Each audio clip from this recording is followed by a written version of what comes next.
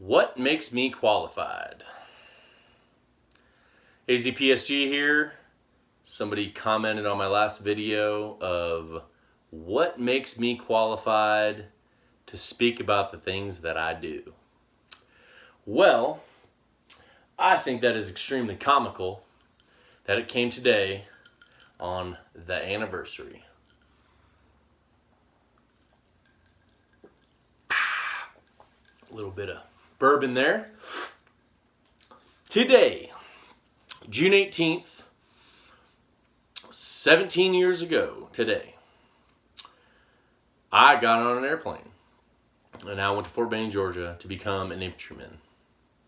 Today, June 18th, 2001, my mama put me on a plane at 17 years old. And I became an infantryman. Very short school. Went to airborne school after that.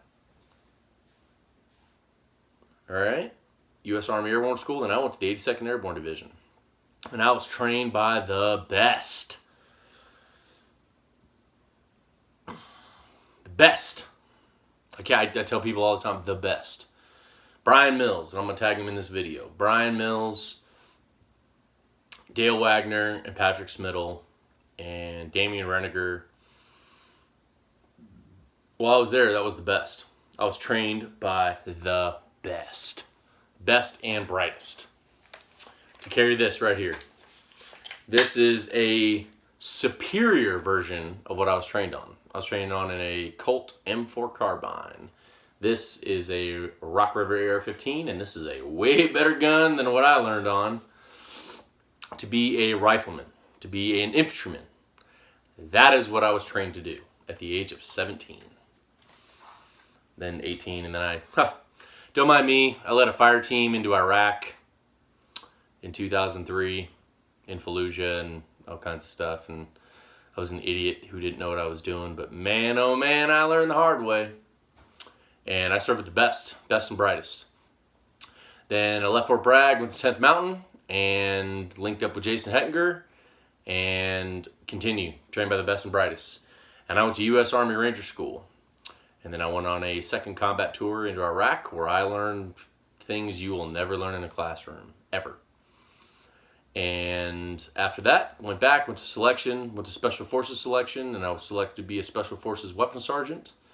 And went to Small Unit Tactics and SEER, and then I went to the #1 weapons training course in the world. The Special Forces Weapons Sergeant course. That's what I went to. And that, excuse me, whoever doubted me, gave me the ability to speak upon my ability in weapons. And actually, my first combat tour, this was with me. And this was on my first and second and third combat tour. This ACOG, which still holds a 0, which is still on the #1 go-to rifle that I grab. And Special Forces didn't pan out as much as I would. It is hard. It's a long story with that one, but it's relevant. And then I went to long-range surveillance, where I was a long-range surveillance reconnaissance team leader in I Corps LURS. And after that combat tour was some of the greatest dudes I have ever met in my entire life in LURS. And then I went to 5th Ranger Training Battalion, where I even met the better dudes I ever met in my entire life. 5th RTB, the Ranger Instructors of Mountains. And I got trained by those guys. And I became one of those guys. And in that factor, I became one of the best dudes in that unit. Overnight? Absolutely not. Took me about 2 years. Took me about 2 years to become a really good dude in that unit.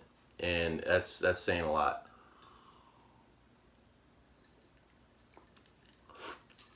But, and then I left RTB, went to Korea at 172 in Korea, and I was a gangster-ass rock star fucking platoon sergeant.